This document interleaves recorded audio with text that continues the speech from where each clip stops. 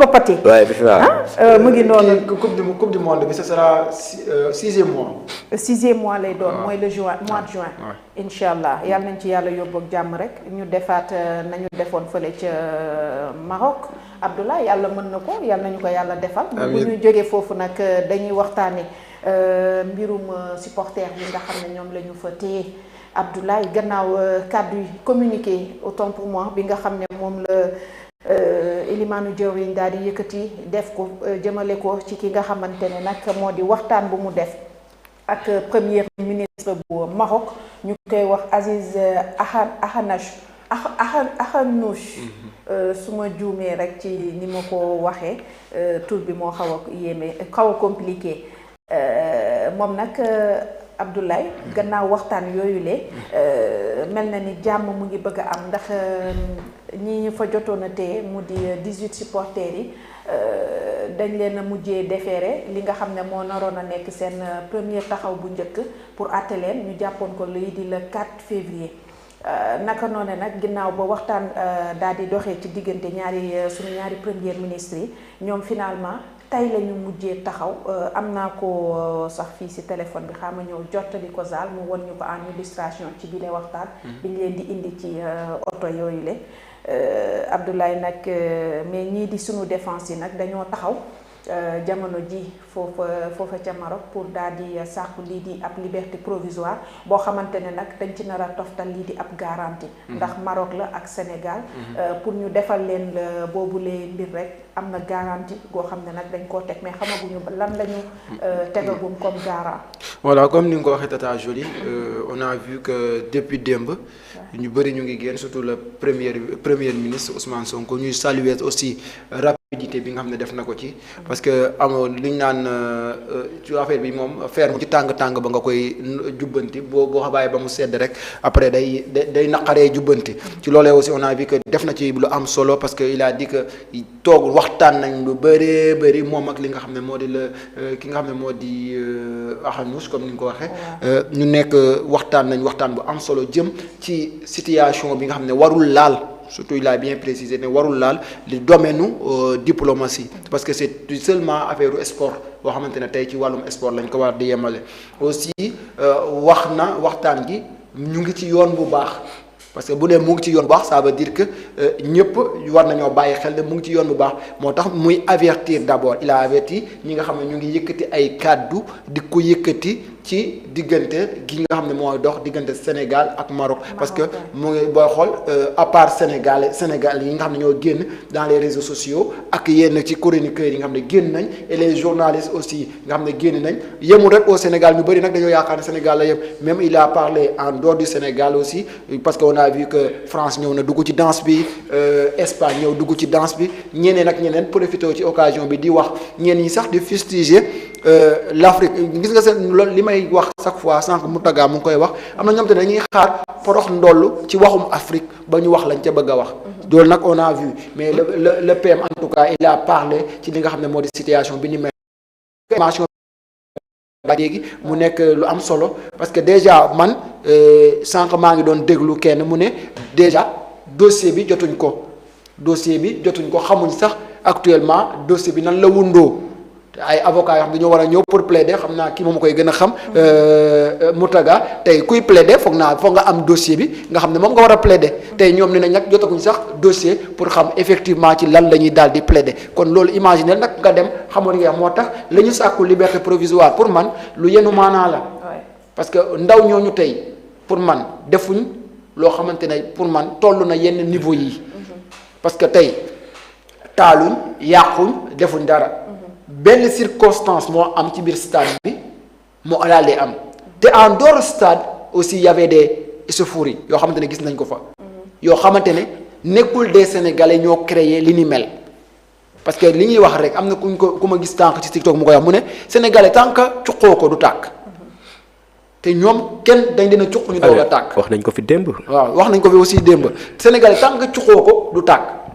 parce que ñëw nañ déjà sànq ñu ngi koy wax. Fédération sénégalaise de football bi Sénégal di dem contre Égypte dafa génne communiqué pour ñu yaru ñu bañ a def laser yeeg ñoomin seen du ñu artu parce que xam na ji koy sénégalais. maanaam affaire bi moom du ko jëlee au sérieux ay kaf la koy jàppee ne jàpp ne diggante nii ak naak mais je sais que tey li ñu wax nii ne tey war na mën a génne sénégalais yi nga xam ne ñoo fa nekk les 18 ñu regagner waat li nga xam ne moo di seen déjà il faut passer à leur famille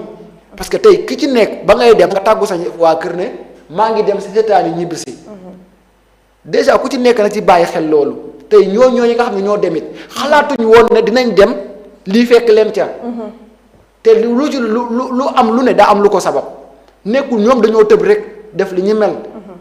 déjà on va parler un peu de l'arbitre mën naa leen wax ji saa bu ñuy wax on va parler de l'arbitre bu ñu paree xool aussi les stadiers est-ce que ñoom dox nañ seen liggéey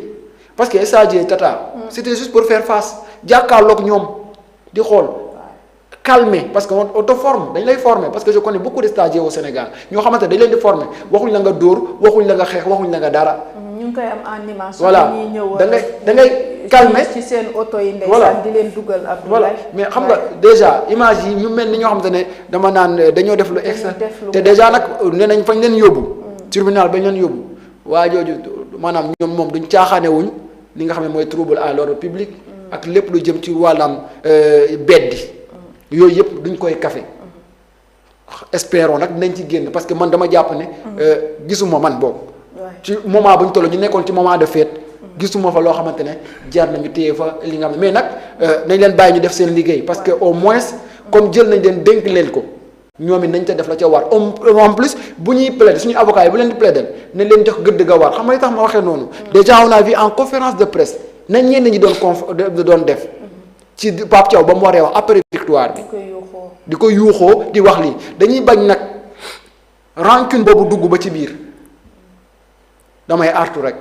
waxuma ne dañ koy defar duñ ko def parce que ñoom au moins ay juriste lañ xam nañ bu baax a baax fañ war a yem émotion bi laay bañ nag man loolu laay ciy tiit voilà te boo xoolee sax nag coow li mel na ni sénégalais nag dañoom ñëpp yeewu boo xoolee nee nañu li nga xam ne mooy suñu diggante ak Maroc coow du ñu arrangé ñun ñaar ñëpp Mountaga ci yow lay ñëw rek ginnaaw ki nga xam ne moo di Ayoba Faye moo fësal boobu les xibaar moom nag lim ñu xamal rek ginnaaw bi nga xamante ne ni bi ñii di suñu ay défense pour supporters yi ñu fa jot a jàpp sàkkoo lii di ab liberté provisoire daal di ci teg li nga xam ne moo di garantie bi nga xam ne bon garantie bi xamaguñu lan la xam naa ne du yàgg dara dinañ ñu wax lan la ñu teg comme garantie waaye nag jamono jile ba ñu defee loolu yëpp fi mu nekk nii lii di ëllëgu 18 personnes yooyu moo ngi tënku ci loxoy le juge waaw en fait xam nga démb dañoo nekk en émission ma rappeler les liens yi nga xamante ni moo boole tey le Sénégal et le royaume chérifien ne du ay liens yu ndaw donc j'ai pris 3 aspects l'aspect géopolitique l'aspect économique et aussi l'aspect religieux tey boo dee xool le premier ministre Ousmane Sonko ba mu génnee pour sommer son homologue marocain c'était juste tey pour rappeler tey cette liaison là bi nga xamante ni boole na Maroc ak Sénégal te waxoon naa aussi ci émission démb ma ne Maroc ak Sénégal li leen boole du lu ndaw il faut nañ ci bàyyi xel xaw ma ndax yéen a ngi koy fàttali comme déet ma rappeler waat tey ce passage donc dafa mel ni ba ma ko rappeler ba pare dañoo toog à quelques minutes xaw ma quelques heures le premier ministre a passé ci même siège bi parce que loolu noonu la war a demee état tamit dafa am nu muy doxee waaw il y a ce qu'on appelle les relations internationales tey doonuma woon xaar sax dëggantaan Njaay premier ministre xëy na que ne daf koo jël jëfinu kilifa pour que tey dara bañ a laisser en rade tey mu jël dossier bi en main mais le ministre tey des affaires étrangères mënoon na tey dépêché wu génn dem Rabat xam nga discuter Dakar discuter avec Rabat xam nga. dina gaawee comme ñi ndax la bañ leen tegee lii di mandat de dépôt le 4 la ñu waroon a taxaw. bi ci Elimane Diorine intervenir ci la ñu xëccaat li ni mel daal di leen taxawal ni ki tey. waaw non dina gaaw parce que le ministre des affaires étrangères bul fàtte ne tey dafa am ci ordre ku muy dem c'est pas même le premier ministre nag mais c'est le président de la République c'est lui xam nga qui est tey la première personnalité bi nga xam ne il incarne tey la politique étrangère dans ce pays waaw. waaw moo tax mais loolu xam nga tey ça peut soulever un autre débat xam nga waaw ça peut mais man du benn du ñaar du ñett j'ai dit à qui veut l'entendre que la politique étrangère de ce pays c'est le président de la République qui l'incarne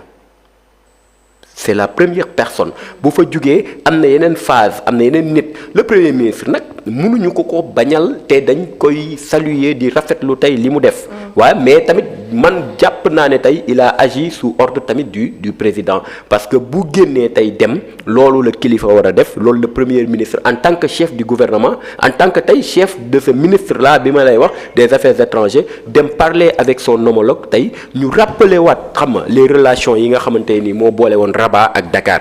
donc loolu lu am solo la mais beneen bi ci des démb dafa am lu ma waxoon et on voit que l'avenir m'a donné les raisons mooy que ne dafa am ñu ne ci suuf di boyal il faut savoir que ne au-delà de l'aspect sportif au-delà de l'aspect diplomatique il y a l'aspect économique waxoon naa ne tey le Maroc partage avec le Sénégal tey un rapport tey privilégié xam nga dans l'économie tey Maroc investissement yi mu def Sénégal dafa am doole donc dafa am intérêt bu mag ci biir réew mi sénégalais yi aussi am intérêt ci Maroc parce que bëri na ay doomu Sénégal yu fa ne bëri na tey ay coopération yoo xamante ni tey dañ koo bokk muy des coopérations bilatérales yoo xamante ni tey Maroc daf ñu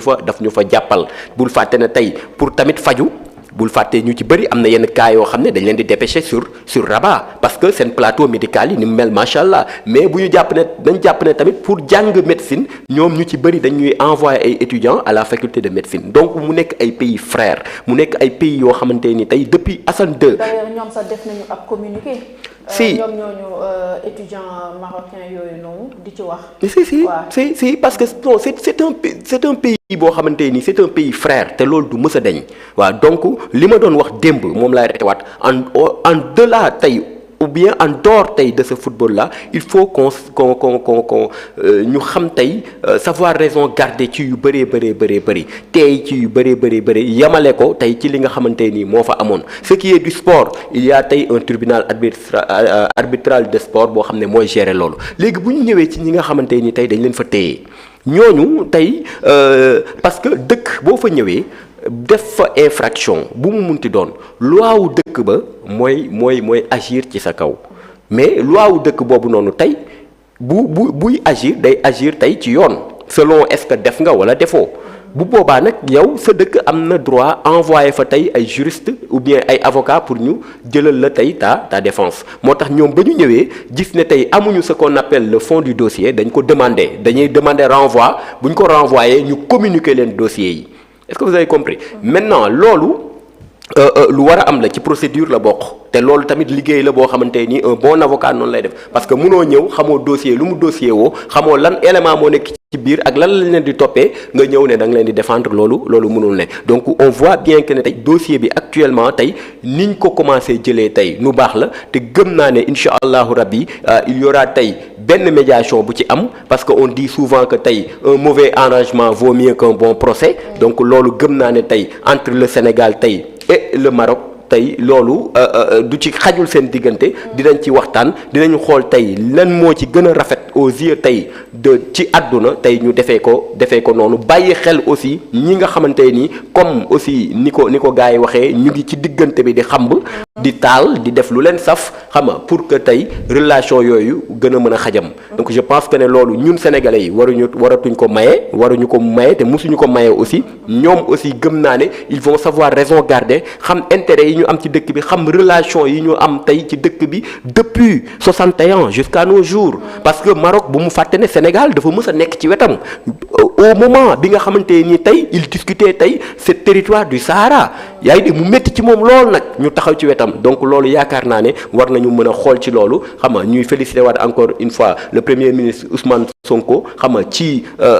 tey gaawteem ci tey sensibilité am tey dem tenir dossier boobu noonu. mu ngi noonu très bien bu ñu daal di génnee ci yooyu les chapitres Abdoulaye dañuy dugg nag cette fois-ci ci wàllum économie dañuy waxtaanee kii di mbirum sunu élimaanu jëwriñ Ousmane Sonko moom nag daal dinay xëy tey fësal les axes du plan spécial